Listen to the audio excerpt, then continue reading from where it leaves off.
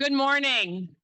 Good morning. If you'll start to make your ways to your seat, I know that we have a very full room today, which we're so glad and grateful for.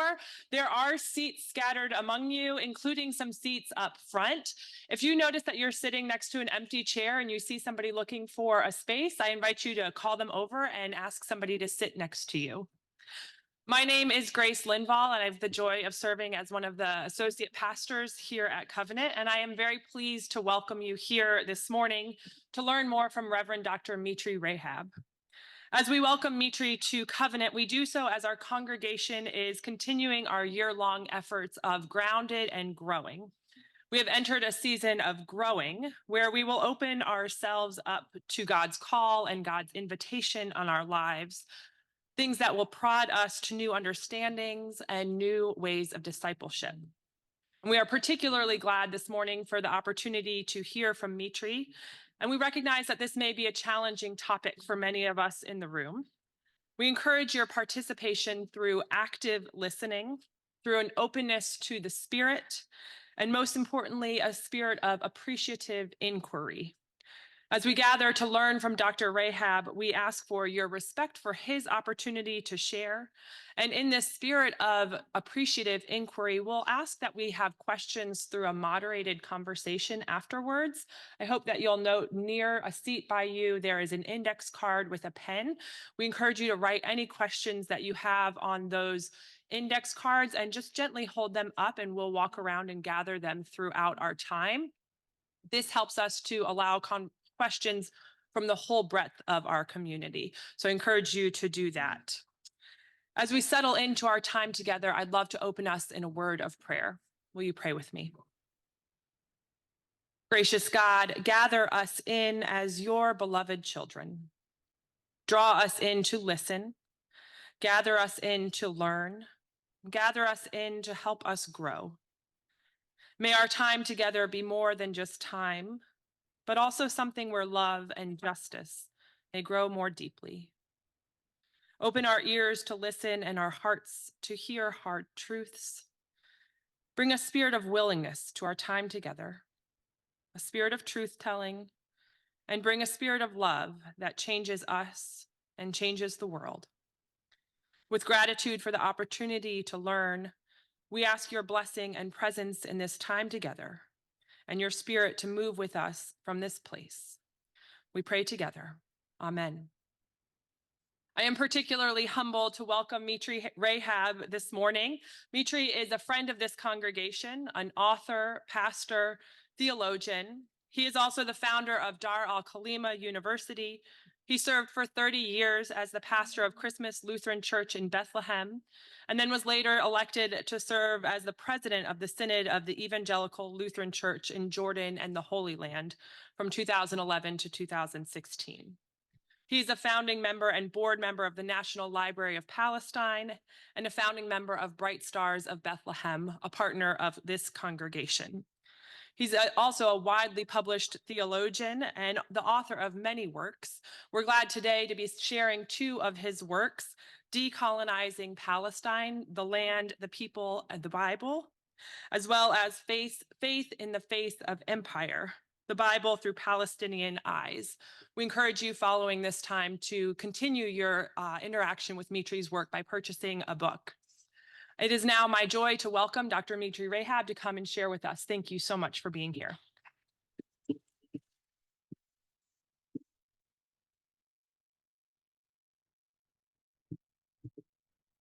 Good morning. It's really a pleasure and an honor to be with you. And, I love this congregation because every time I come here, there is always a full house and they need to bring more chairs.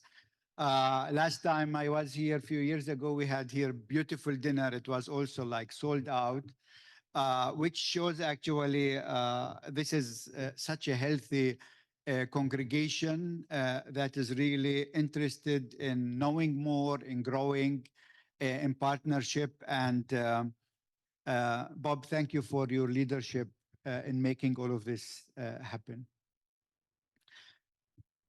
Actually, yes, I mean, we had 3 events this weekend. Yesterday, I spoke more about our ministry at the university. Today, this morning, it will be like more the political part. And later at church, when I preach, it will be more the like theological, spiritual part, but all three are integrated. So we cannot take one without basically the other. And I know maybe what I'm going to share with you today, for some of you, you might be acquainted with that, but maybe for others, it's new. Because I'm more and more, I'm coming to realize actually that though we live sometimes in the same country, I don't live here, but that's true for everywhere I go. There are today, people can live in the same country and hear totally different news that has nothing to do with each other. I know, I mean, if you compare Fox News with CNN, you are already living in two worlds, right? But imagine if people will like watch Al Jazeera, for example. They will see something totally different than what maybe many will not see. And I noticed actually that among young people today in this country, but also worldwide, they don't rely on CNN and Fox News, etc. They have their news on their mobile, and these are also, it takes them to totally different world.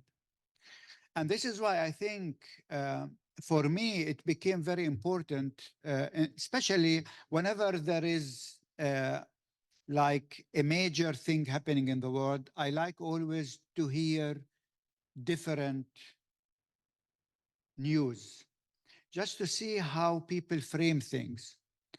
And I do this even now with what's happening in Gaza. I look at CNN just to see how they are framing things, or at Fox News from Palestine. We have access to them.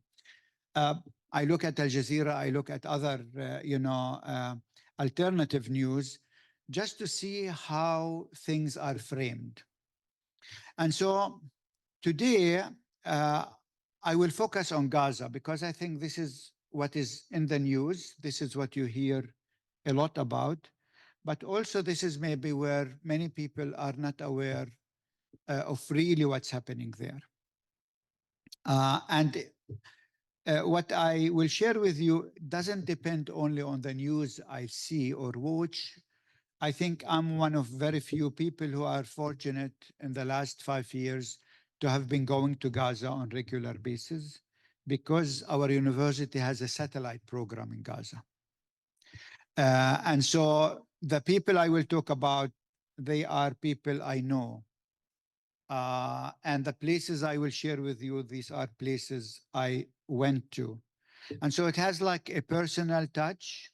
It's not like Gaza is something like Guantanamo or something. It's something that is, for me, real, with people I came to know, students, staff, and our own people. So, and I chose actually as a title what you see here, Gaza, and it's from Matthew 25.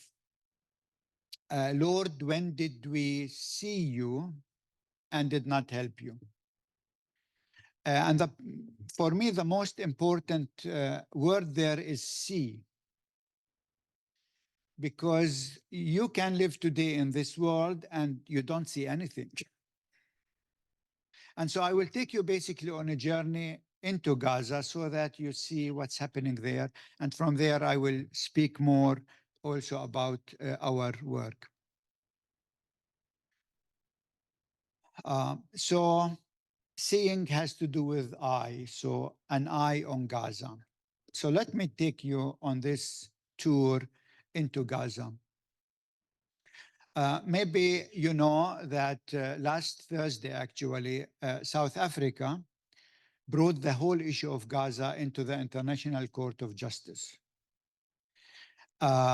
saying that what Israel is doing there is a genocide. And this will be debated now in the Netherlands for the coming weeks and maybe years. It's interesting, you know, the court did not yet say if it is a genocide or not. So we have to see, right? But I was interested, you know, I signed into Fareed Zakaria, you know, Fareed Zakaria, GPS, his program. I like that program. I know that Fareed sometimes tried to push the envelope, maybe not enough sometimes. And yesterday he sent his message saying it's not a genocide. And that made me angry because, I mean, why would you say that if the court did not yet take that decision? But, you know, people in the media here, I think they have lots of pressures on them to say many things, even sometimes maybe they might not believe in it. Anyhow, so we have to see. It's open for discussion.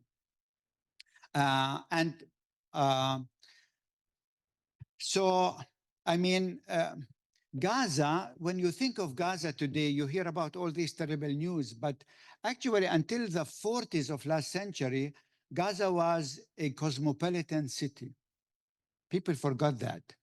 The most diverse city, you know, you had their Greek community, you had their Armenian community, you have the Christians, you have the Muslims, you have even a small Jewish community, because that was a city on a major traffic route from Egypt to Palestine to Syria, a thriving community actually. Most of them were business community. I think if they would have come to Charlotte, they would have done here very well in this financial, you know, hub, because these are really very serious business people. Until 1948, because in 1948, when the Nakba happened, when 800,000 Palestinians were displaced, many of them on the coastal region, they went to Gaza. And so Gaza today, 80% of the population there are former refugees, people who lost everything in 48 and they started all over again in Gaza. And now they are starting for a second or a third time all over again. I mean, so far, just to have some numbers, I mean, we have on October 7th, maybe around 1,200 Israeli who were killed, but we have over now 23,000 Palestinian murdered. I think today actually is the 100th day since October 7th. So this has been going now for 100 days. And the figures I got this morning, we have 100,000 people in Gaza who were either murdered or injured, which is telling us it's 1,000 per day. It's 1,000 per day. The majority are children and youth. But what many people don't know is that we have actually a Christian community in Gaza. And this Christian community is not new there. They are there since 2,000 years. Actually, in the Bible, in the New Testament, Gaza is mentioned 8 times. You remember in the book of Acts, the Ethiopian a person was baptized in Gaza. And so we had that community there. And actually, 3% of the Christian community was murdered in Israeli airstrike in these 100 days. Again, this didn't make the news here unless you watched really alternative news. And you can see how they were, the funeral was like a mass funeral. And there are no cascades anymore in Gaza, so they put them in these plastic bags and in mass graves, unfortunately. And I know most of these people who were killed in this airstrike because I I keep visiting the two main churches there in Gaza whenever I go there to visit our center. But I mean, imagine living there and every day people there hear and experience 100 airstrike a day, 100 airstrike a day bombings with so-called dumb bombs. I mean, these are dumb bombs. They are not precise. And imagine the kids, the women who go through this, the traumatization that is happening. And, you know, to heal this will take us ages.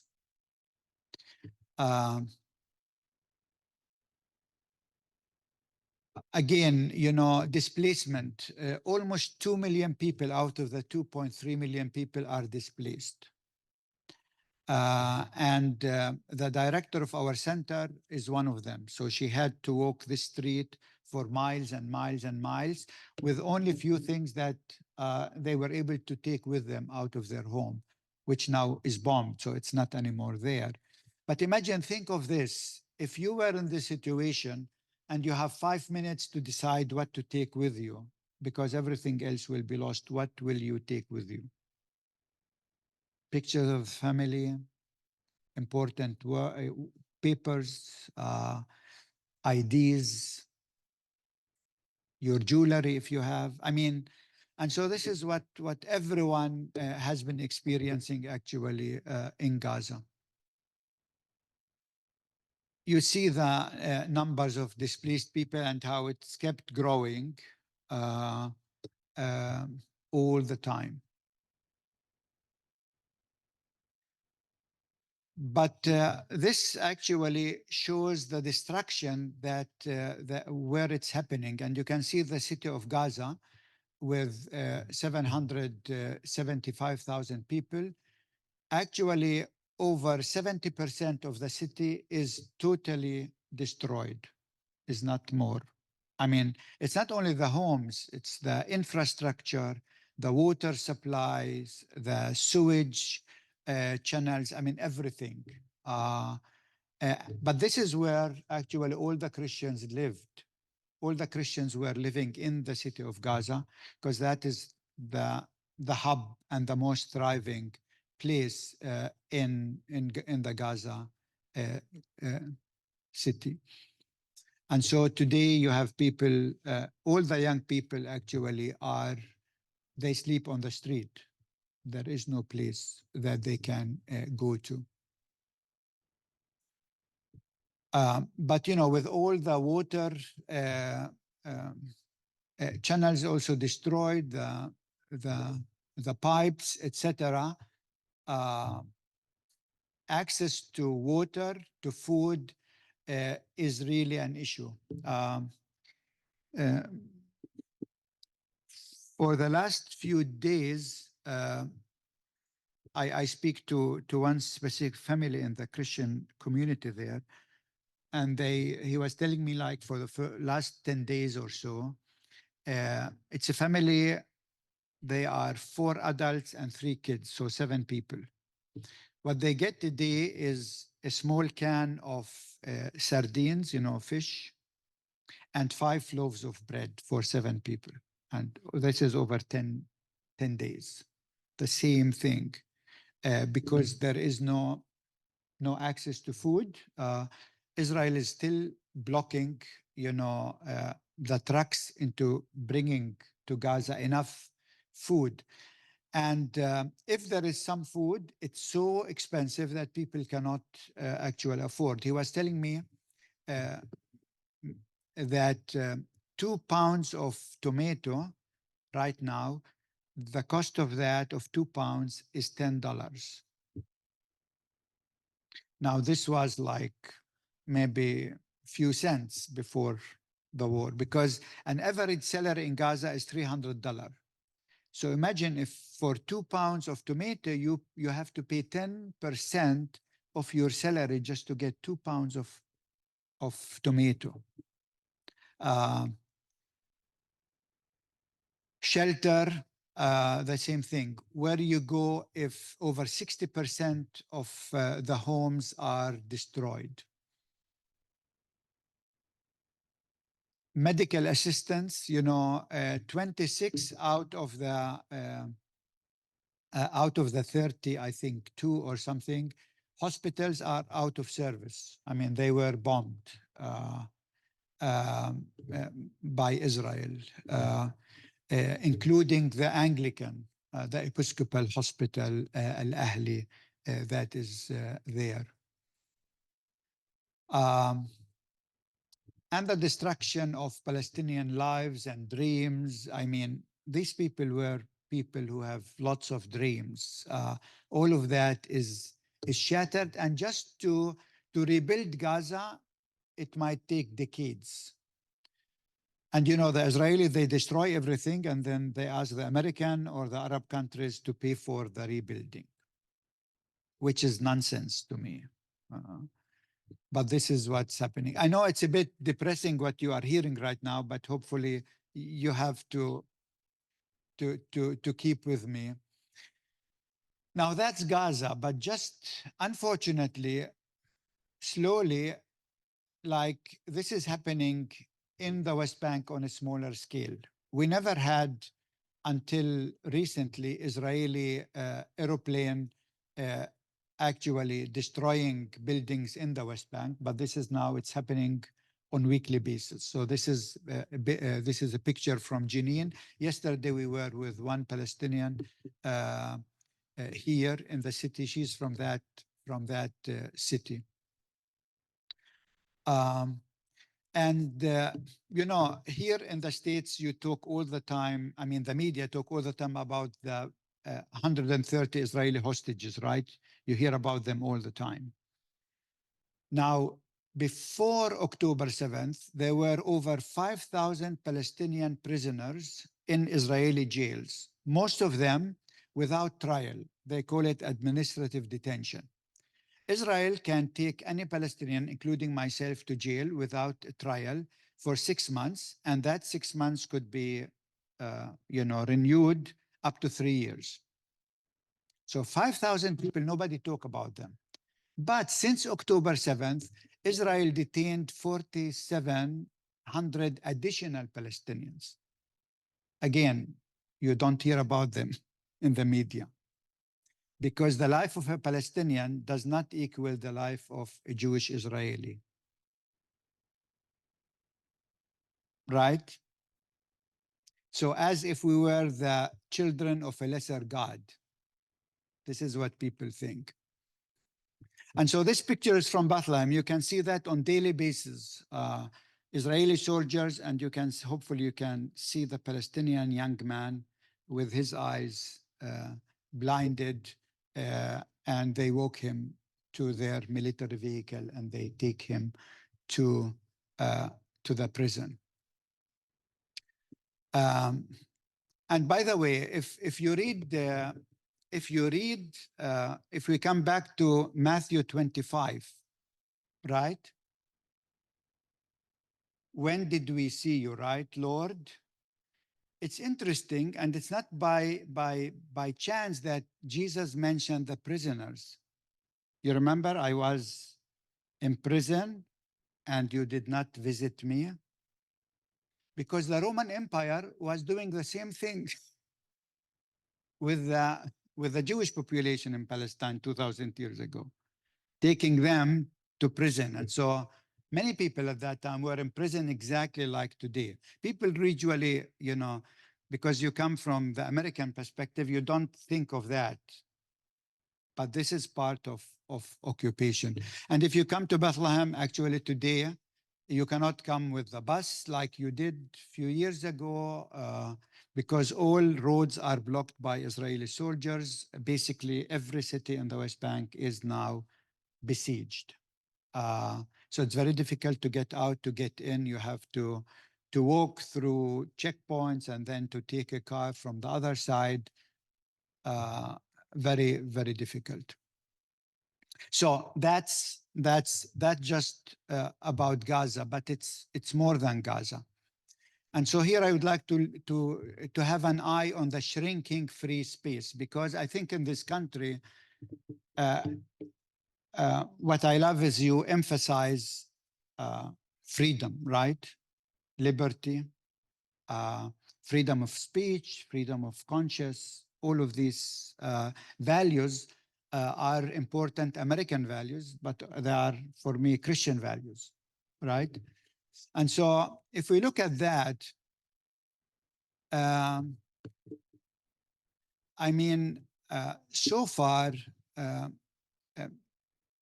Israel has been in these 100 years, have murdered over 75 Palestinian journalists in 100 years,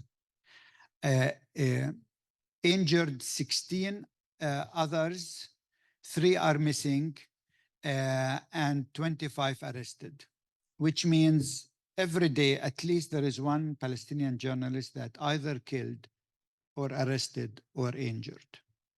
Why is that? Because Israel doesn't want the stories to come out of Gaza. And so every journalist actually is targeted. And this journalist that you see in the picture, they targeted him 3 times. The first time they killed 6 of his family, including his wife and daughter, etc. The second time they targeted him and he was injured. And the third time, actually, they assassinated his son, who's also a journalist, just last week. And everyone in Palestine, this is now like an icon because he survived 3 attacks by Israel, and he's still reporting almost 24/7 just to tell the story out. But it's more than that. What you see here on the left, this is a dear colleague and a scholar. Actually, she teaches at the Hebrew University in Jerusalem, an Israeli university. She's Armenian Christian. And she wrote something about what's happening in Gaza. The next day, actually, she got a letter from the president of the Hebrew University in Jerusalem asking her to resign. So there is no freedom of speech. This is Israel. This is not now the West Bank or something. And the singer, the blonde woman more to the right, Dalal Abu Amni, is a Palestinian Muslim, very famous singer. She had just one post on her Facebook or Instagram, and she was detained just for one post on social media. And this is what's happening to many people. But this is also what's happening to our students. So Shams is one of our students. She's an Israeli citizen. She's Palestinian, but an Israeli citizen. She lives near Akko. And actually, she was in class online, that the picture that you see there, when the Israeli soldiers came into her home and detained her and her sister, and they confiscated her mobile phone, her laptop, her computer. They took everything. They never brought it back. And she had to pay $3,000 in fine for one post on social media. So most of the professors, Palestinian professors and students at Israeli universities, they have deactivated their Facebook and Instagram because for one post, you can go to prison. You don't hear about this because that contradicts, this image of the democratic, the only democracy in the Middle East, Israel, right? But that's unfortunately happening now worldwide, which is crazy. Deborah Feldman actually is she became famous. She's a Jewish woman. She used to be ultra-Orthodox, very conservative Jewish woman. And then she grew. She became more like liberal in her thinking. And she's against what Israel is doing in Gaza. But somebody like her who is Jewish, but not with Netanyahu, is unwelcome in Germany. She is a German citizen, but she is not allowed anymore to speak in any, to rent a place, to speak in any public space, because she is critical of the state of Israel or of Netanyahu. Elizabeth Warren, I think you know her because she wanted to run for presidency. And this is from a tweet of her, because even our voices are silenced in the social media. Often, if you click into a Palestinian post, you will get a message saying, you know, are you sure you want to see it because you might be at risk or something, which make you fearful not to click, and so not to know what's happening. This is happening all the time with our posts. This is a dear friend, Canadian, actually First Nation, Native Canadian woman. She was the first woman to be a curator at one of the most prestigious art institutes in Canada. Because of one post on social media in favor of the Palestinians, she was asked to resign from her position. She was the first, I mean, she was celebrated like crazy in Canada. Now she lost her job because of one post on social media for Palestine. Today, if you are a young person in an American university, and you speak up for Palestine, it's also very dangerous. Here you have Colombia and Brandeis actually suspending and cracking down on free speech by young Palestinian students. I think you know this story better, what happened to Claudine Gay, the president of Harvard, first African-American to get that post. And she was asked to resign from Harvard. Not because she did anything pro-Palestinian, but because she didn't want to suppress free speech at Harvard. Because she was saying, you know, Harvard's supposed to be the place where, right? Free speech. I mean, this is when you are young people, you have to, you know, to debate and to have different opinions. She lost her job. Just a few weeks ago. I'm not sure if you heard this story. 3 universities had the same, but this is Harvard. And now who replaced her as an interim? A very right-wing Jewish American.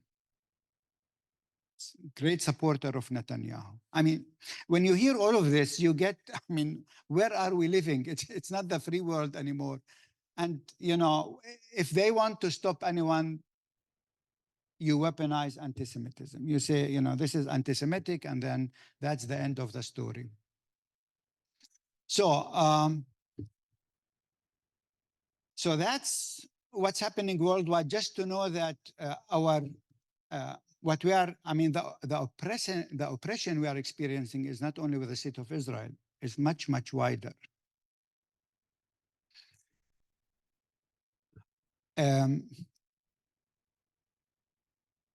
You know,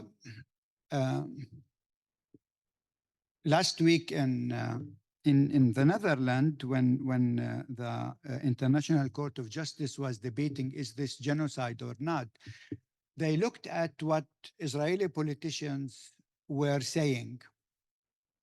And actually, they were speaking bluntly about the genocide, that this is what they wanted, and they call it genocidal intent.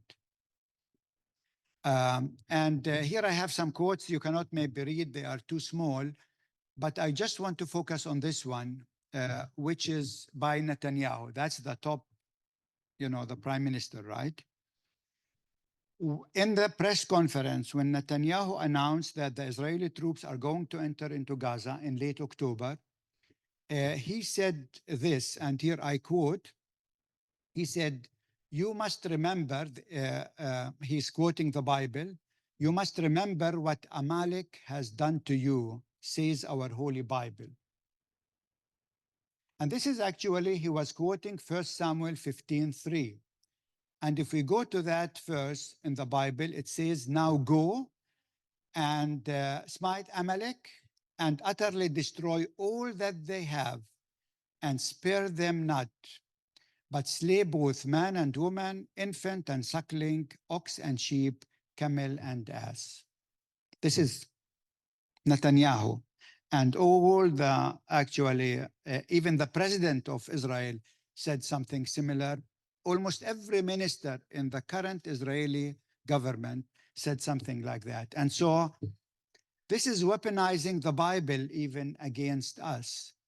And I always say, I mean, you know, the Bible, and this is maybe, you know, the Bible is like, for me, is like the bazaar in the old city of Jerusalem. How many of you have been to Jerusalem in the bazaar? Yeah. So, I mean, you go there, you can find there almost everything, right? So if you need some verses that talk about genocide, they are there. I mean, you go to the book of Joshua or 1 Samuel, you will find. And if you want to have the most beautiful verses about freedom and justice and peace, right?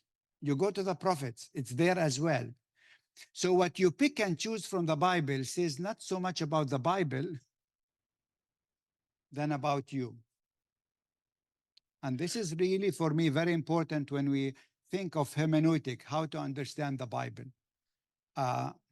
And so this is what here Netanyahu actually is quoting. But it's not only Netanyahu, you have also, you know, American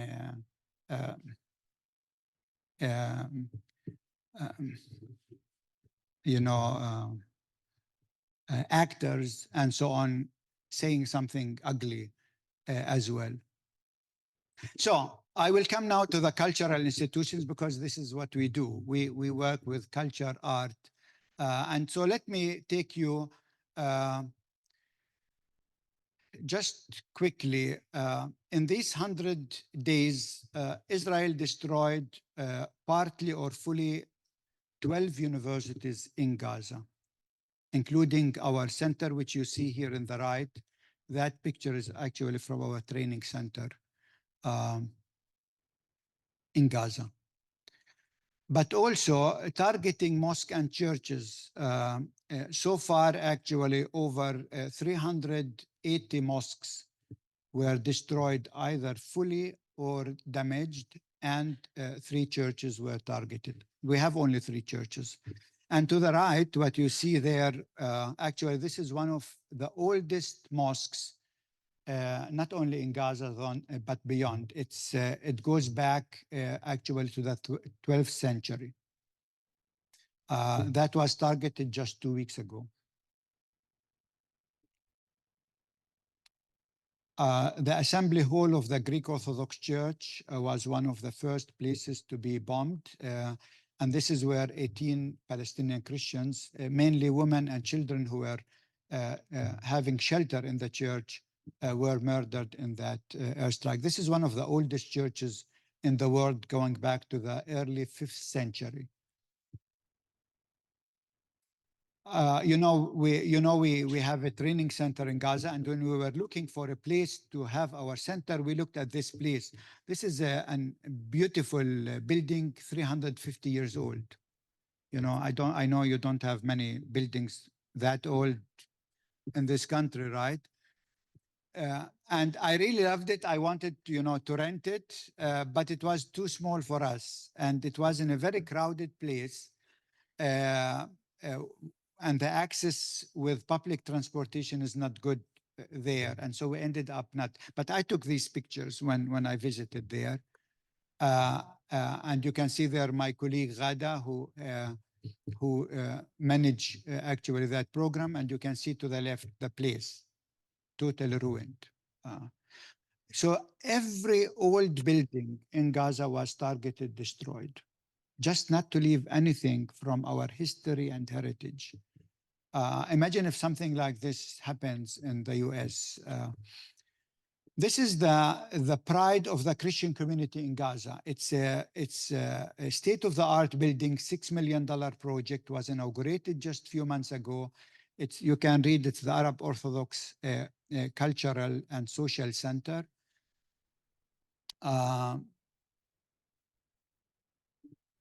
It's no more there. This is how it looks like. And so the pride of the Christian community is gone. I mean, you know, they have worked over 10 years to get the funding to build that one building. In 1 second, it was destroyed by an Israeli missile. So the last part here is, let's look at our training center in Gaza. This is our director, Rana, there. She's an accomplished young artist. Again, when you think of Gaza and the women in Gaza, you don't think of women like this. Rana, actually, she's a Palestinian Muslim woman, very liberal artist. And we were so lucky to have her actually direct our center there. Her house was destroyed. She left in time with her family, and so she's now displaced in the south with these 2 million people who are displaced. This is not a life that Rana was used to. I mean, imagine you cannot shower for days if you are. You know, sometimes you have 700 people in a school and with 3 toilets. Can you imagine? I mean, and so she was telling me for 4 days, the first 4 days, she couldn't go to the toilet. You know, I mean, it's, and then you have to wait in line sometimes for hours just to get. So, I mean, this is the life that people share. This is our center before October 7th. Every month we were having an opening of an art exhibition. Again, you don't think of this when you think of Gaza, you know, but these are the young artists in Gaza who are showing their works. And actually here, Rana was talking to the media about the opening of this new exhibition in Gaza. So that's the hub for artists in Gaza. But the life of artists in Gaza is also unfortunately destroyed. This is Hiba Zakut, one of the accomplished artists in Gaza. That's one of her paintings. She was murdered with her family on October 13th. In fact, this morning when I woke up, I saw a message from Washington Post. There is a journalist, she told me she wants to have an interview with me about this artist. So next week you will hear about her more in the Washington Post. 2 of her kids that you see in the pictures were also killed in that airstrike. Another of our staff is Muhammad Sami. He's a performing artist, and he was very active with us in our art therapy program. We started this art therapy program after the last war in Gaza. 2 years ago, you know, there was another war on Gaza. And so he was helping us with that. And in fact, he was killed in the attack on the Al-Ahli Episcopal Hospital in Gaza while he was teaching the kids that you see in the picture actually a song about peace. Artist line 5. And how we know that it was a song about peace? Because a day earlier, Al Jazeera was there, interviewed him, line 4. and had Just for the record, song on Al Team is not Jazeera line that they were 4. singing. And you can see they talk about salam, salam, salam. If you go to my website, you can see actually I have that interview by Al Jazeera.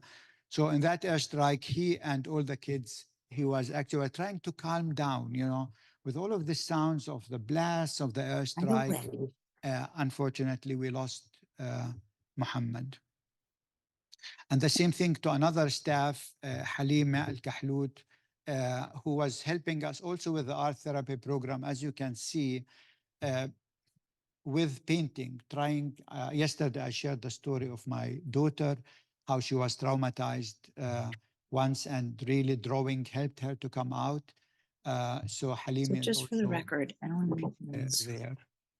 This is again our center Candy is that you 5, not a see 6. is with all of this rubbish that we are hoping for a ceasefire so that we can start rebuild and start immediately with art therapy there. I shared yesterday a bit about post-traumatic stress. I think there is not one single person who is not traumatized in Gaza, but not only Gaza, even we are traumatized in the West Bank. Just looking at these pictures, I mean, I think you are traumatized now after 1 hour. I mean, so I hope we can find enough people here in Charlotte that could help with, you know, bring some healing. But imagine if you live day in, day out. Not you hear about it, you know. You hear the sound and the explosion and the crying and so this is why it is so important to start immediately with an art therapy. And what you see here to the right, this butterfly actually, this is a painting that was done by in the Sunday school of the Greek Orthodox Church a month ago during the bombing. You know, a small a girl drew that as a sign of hope, transformation that they are waiting for. So when I think of Gaza, I always think of this young girl. So when Jesus said, what you did to one of those little ones, I have this picture of this girl. What have we done to her? And do we have her face? Do we have her name? And this is the last section. In Bethlehem, our university, because of all of these roadblocks, we are fully online now. All the classes are fully online. But now a lot of my work actually is to raise awareness, exactly what we are doing here. And so here you can see some of the pictures, podcasts, Zoom calls, here on Democracy Now, on Al Jazeera, Observer, Indian TV, you name it, telling the story, because many people are, because of all of this oppression, are afraid to tell the story. And for me, we cannot actually, as a church, as Christians, as theologians, keep silence when this is happening. You know, I studied in Germany, and many of my German friends were telling me, you know, we didn't know about what happened in Germany in the 40s. I want people to know so that they can take a stand, because we cannot allow in the 21st century all of these wars actually to continue. And so this post actually had, as you can see, almost 10 million people. That's the attack on the Catholic Church in Gaza that I posted. But in a situation like this, with high unemployment and so on, for us as a university, it's very difficult to continue our work without scholarships for our students. The unemployment rate in Bethlehem right now is almost 70%. Those who are working in Israel cannot work anymore. Tourism is totally dead. I mean, all hotels, restaurants, souvenir shops are closed, and the government doesn't have money, so they don't give right now. And I would like to end with this one, because I think, sorry, I have traumatized you enough now after this war, but I would like to end with hope. And hope not in the sense that tomorrow it's going to be better. I tell you, it's not going to be better unless we do something about it. And this is why in Matthew 25, Jesus was saying, what you did. And so hope is what we do. It's not what we see coming at it. And I was encouraged by this. This is actually a demonstration in Norway. And they had my slogan, that I crafted, hope is what we do. They put it on the Palestinian flag. This is not my doing. It's not my idea. It's somebody in Norway who took that and put it on the Palestinian flag. You have the 4 colors there and have it at that demonstration in Oslo. And they took that and sent it to me, said, the word is reaching Norway. And I think this church has been involved in doing hope.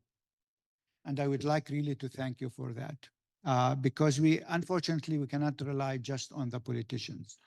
I was last week in DC, spoke at the White House and on Congress and the State Department and the National Security Team, etc., trying to push them to do hope. Very slow. But I think this congregation is much quicker than your government. So thank you for that. Thank you.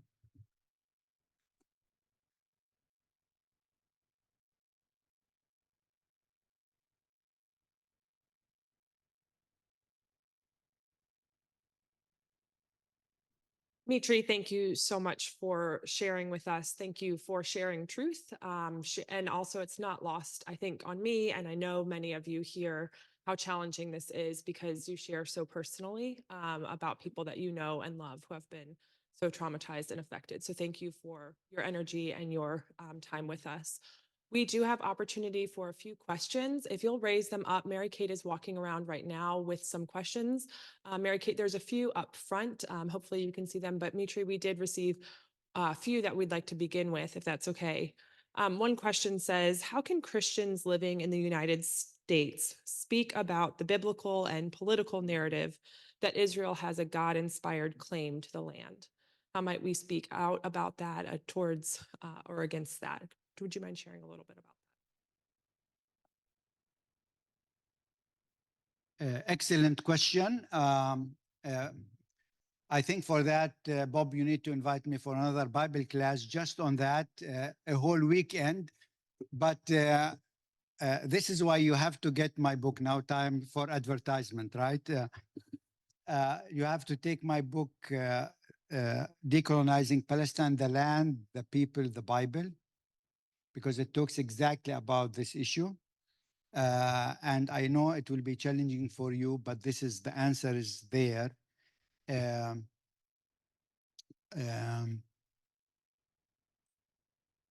Yeah, I think if I start now, I will not stop. So, yeah. Grace, next one. We have a few more questions. One question, you spoke about art therapy, and somebody asked if you would please restate and share a bit more about how art expression rescues one's humanity. Would you speak a little about that? Yeah, I mean, this is an excellent question because this is exactly what we do. I mean, 24/7 is using art as a tool for therapy. Actually, I was yesterday talking to a member of this congregation. I'm not sure if he's here, architect. Here, yeah, exactly. And we were talking about, the use of art in the hospitals with cancer patients, especially children. And you were telling me that you have now rooms with arts and so on, because this is becoming such an important tool. In fact, we are working with the University of California in Irvine now with a health college there and the art college, and together with our university in how to bring innovation into the whole notion of healing and art. And the dean of the art college in Irvine, who did her PhD on that, she was very interested because she thought we Palestinians are really the experts in that. I mean, we have been going through so many traumas, and we have developed like a kind of resilience that with all the occupations, they were not able to crush our spirit. But yeah, but this is a very important. So, and we see it. We see it's affecting Gaza in the last 2 years when we were engaged with that. We see it also with our students in the West Bank, how important that is. But you know, when you live in a context where everything around you is being destroyed, this can kill your soul. So even beauty becomes something very important to give you that space where you feel, you know, you are protected, that there is some humanity left. Not everything is just destroyed. Yeah, so I can go on and on and on also with this question. You have to come to Bethlehem and to see it in action. I think you would love it. I think we have time for one or two more questions. And a lot of what I'm noticing in our questions is that people are curious about how they foster conversation here in the United States and things that they're struggling to be in conversation with friends about. So one question that kind of captures this is, how do you answer the comment that a lot of people are saying in conversation that people have to bomb churches and hospitals because Hamas has tunnels underneath? What responses might you help equip us with as we participate in these conversations? Yeah, you know, I mean, what I tried to show you is actually the target is not Hamas. The target is the Palestinian people in general.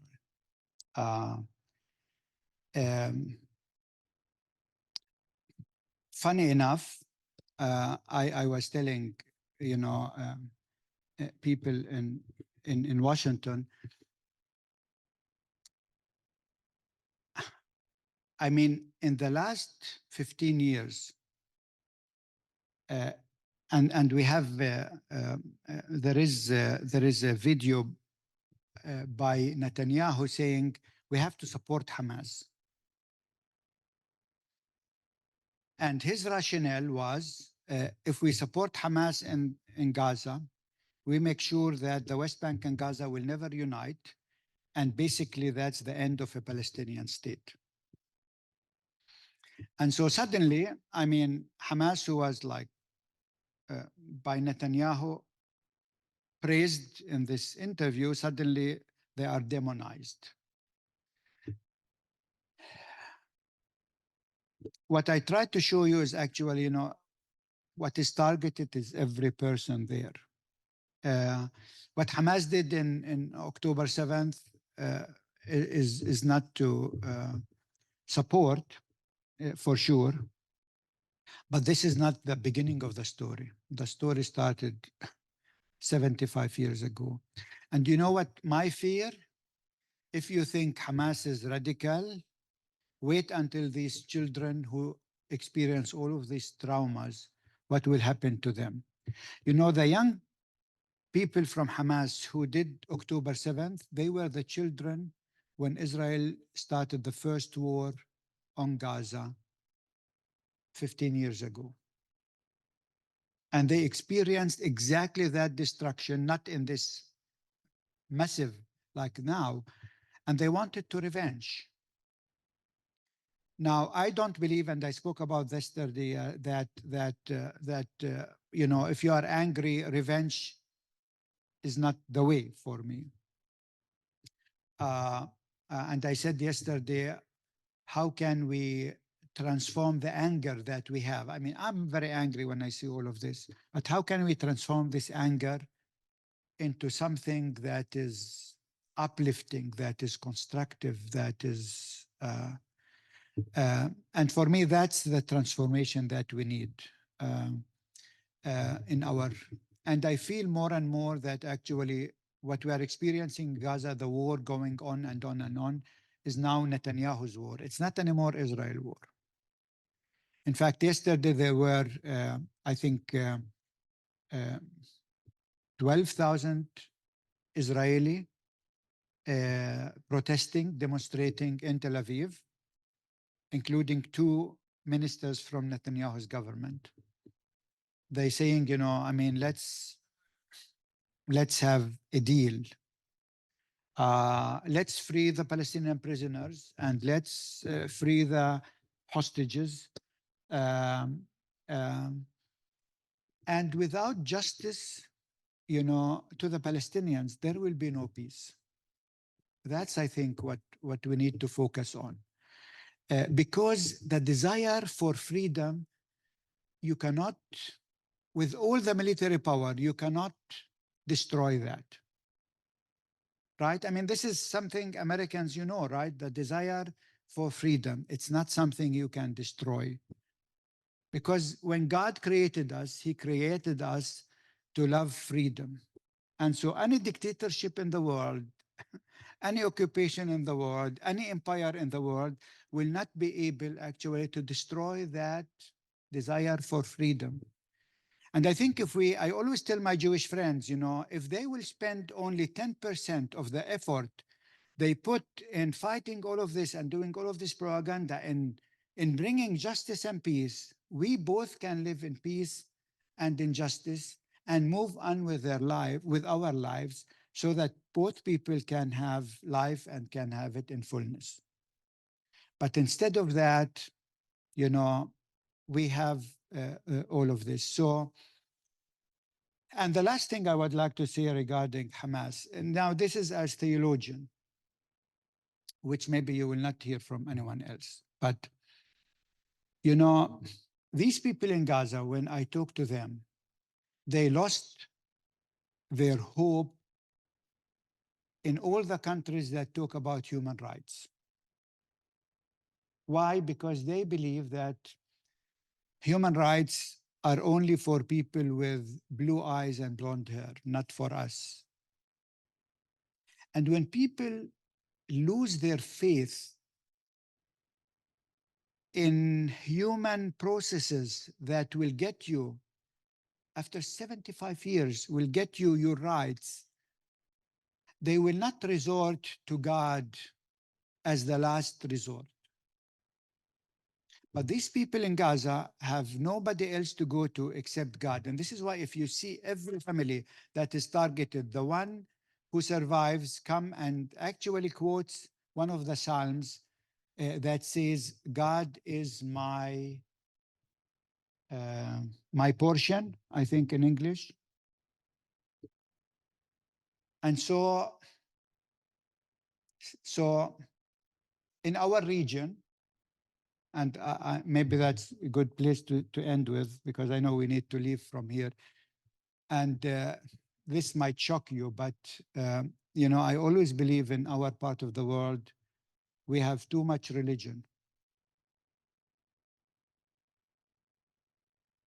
In Palestine, in Israel, in the Arab world, and even sometimes in this country, we have so much religion that God himself keeps telling me, you know, give me a break. I cannot handle that much religion. And so if God cannot handle that much religion, I mean, like what Hamas is doing, or Shias in Israel, or the Christian right in this country, you know, the John Hagee and Christian Zionists, I think we need to bring humanity back into religion. And for me, this is exactly what Christianity is all about. What happened in Bethlehem 2,000 years ago, that we believe that the divine became human, basically to sanctify every human life. And so human life matters. Thank you.